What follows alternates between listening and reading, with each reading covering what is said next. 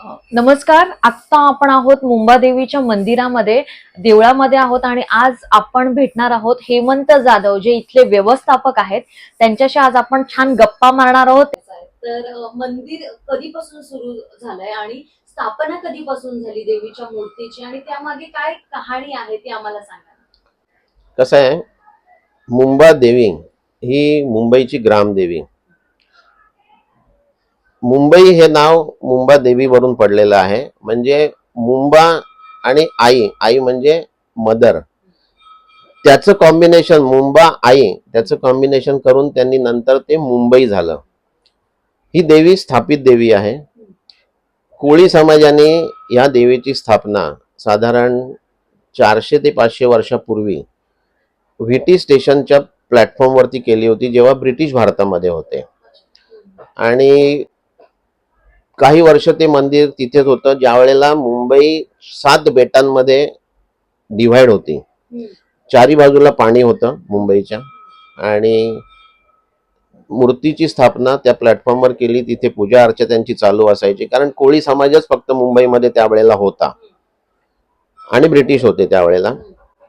जेव्हा आत्ताचं जे आपण बोरी बंदर किंवा छत्रपती शिवाजी टर्मिनस जे आपण बघतो, त्या बिल्डिंगची जेव्हा डेव्हलप करण्याचा प्लान त्या काळातल्या गव्हर्नरनी तयार केला, त्यावेळेला कोळी समाजाला विनंती करून ती मूर्ती तिथून हटवली गेली. मग काही वर्ष ह्या मंदिराची स्थापना धोबी तलाव हा जो एरिया आहे मेट्रो सिनेमाचा, त्या एरियामध्ये या देवीची स्थापना काही वर्ष होती. आणि ब्रिटिश हे ईस्ट इंडिया कंपनीच्या माध्यमातून भारतामध्ये बिझनेस करण्यासाठी आले. आणि हे पण आपण ऐकलंय की वाचलंय की ब्रिटिशांनी आपल्या जमिनी ॲक्वायर केल्या, बिझनेसच्या नावाखाली आले आणि त्यांनी आपल्यावरती राज्य करायला सुरुवात केली. मुंबादेवी मंदिराची जी जमीन आहे हे त्याचं एक तंतोतंत उदाहरण आहे, एक्झाम्पल आहे ते. त्या काळातल्या गव्हर्नरनी ही जमीन मंदिर बांधण्यासाठी कोळी समाजाला दान म्हणून दिली, असं त्या काळातल्या गव्हर्नरच्या रायटिंग मधलं गिफ्ट डीड आमच्या रेकॉर्डवरती आहे. आणि मग हे मंदिर त्या काळातल्या काही कोळी समाजातले जे प्रतिष्ठित लोक होते त्यांनी हे मंदिर बांधलं. आज आपण ज्या स्ट्रक्चर मध्ये आहोत ते साधारण 250 वर्ष जुनं स्ट्रक्चर आहे. या मंदिरामध्ये मुंबादेवी आहे, जी मुंबईची रक्षणकर्ती आहे, मुंबईची ग्रामदेवी आहे. याचबरोबर विश्वस्त जे काय आहे त्यांनी काही वर्षानंतर जगदंबा या देवीची स्थापना इथे केली, जी सगळ्यांची रक्षणकर्ती आहे. आणखीन एक मूर्ती या देवळामध्ये आहे जी अन्नपूर्णा.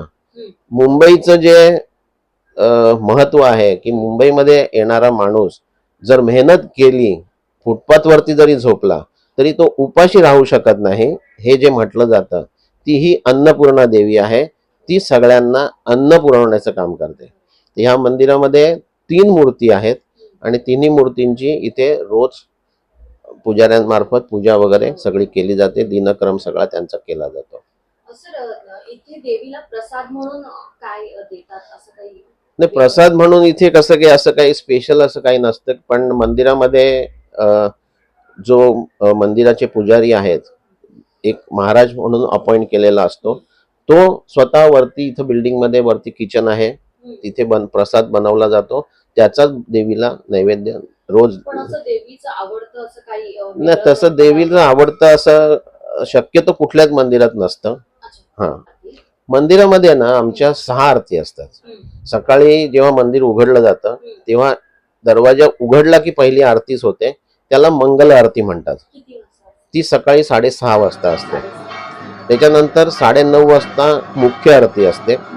त्याच्यानंतर दुपारी 12 वाजता देवीला नैवेद्य लागतो, त्यावेळेला परत आरती असते. संध्याकाळी 6:30 वाजता धूप आरती होते. रात्री 8 वाजता पुन्हा मुख्य आरती होते आणि मंदिर 9 वाजता बंद करायच्या 5 मिनिटं अगोदर शयन आरती होते आणि मग देवीचा दरवाजा बंद केला जातो. आणि अजून एक विचारायचं होतं की नवस वगैरे इथे करतात मुंबादेवीला? नक्की नक्की, हो. तर नवस असे पूर्ण झालेले आहेत? तर कसं आहे, मी सांगितलं तसं की मुंबादेवी ही मुंबईची ग्रामदेवी आहे आणि प्रचंड शक्ती पीठ असलेलं हे मंदिर आहे. आणि माझा स्वतःचा व्यक्तिगत अनुभव मी 18 वर्षाचा सांगतो, देवी ही खरोखर जे मागाल ते मिळतं आणि तिच्या चरणामध्ये जो झुकला त्याला कधीही देवी नाराज करत नाही. हा माझा व्यक्तिगत अनुभव आहे. धन्यवाद. आमच्या प्रेक्षकांना जर काही जरूर सांगायचंय मला, कारण कसं आहे की आमचा हे विश्वस्त कार्यालय आहे आणि मुंबादेवी मंदिराचं कारभार हा 1952 साली हा ट्रस्ट फॉर्म झाला आणि तेव्हापासून 9 ट्रस्टी हा कारभार करत असतात. 9च्या 9 ट्रस्टी व्हॉलंटरी सर्व्हिस देत असतात.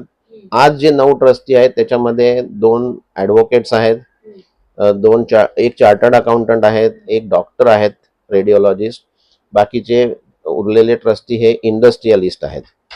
मुंबईतले जे प्रतिष्ठित नागरिक आहेत असे आमचे ट्रस्टी आहेत आणि त्यांच्या बरोबरीने व्हॉलंटरी सर्व्हिस ते देतात.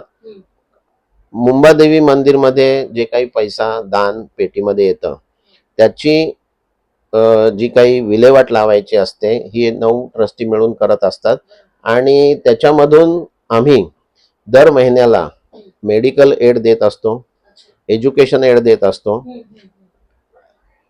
वर्षाच्या जे काही उत्पन्न असतं त्याच्या जवळजवळ 90% पैसा हा आम्ही दरवर्षी खर्च करतो आणि पब्लिकचा पैसा आहे तो पब्लिक युटिलिटी साठीच वापरला जातो. मंदिरामध्ये आमच्या म्हणजे सगळ्यांना 2 नवरात्री माहिती असतात. एक अश्विन नवरात्री जे शारदीय नवरात्री म्हणतात आणि चैत्र नवरात्री जी आता सुद्धा सध्या सुरू आहे. याच्या व्यतिरिक्त आणखीन 2 नवरात्र आहेत, ती फार कमी लोकांना माहिती असतात. त्याला गुप्त नवरात्र म्हटलं जातं. म्हणजे आम्ही वर्षामध्ये या मंदिरामध्ये 4 नवरात्र साजरी करतो. आपण जानेवारी पासून डिसेंबर पर्यंत जर प्रवास बघितला तर साधारण जानेवारी महिन्याच्या दुसऱ्या आठवड्यामध्ये माघ महिना असतो. माघ महिन्याचं नवरात्र असतं ते आम्ही साजरं करतो. त्याच्यानंतर मग चैत्र नवरात्र येतं.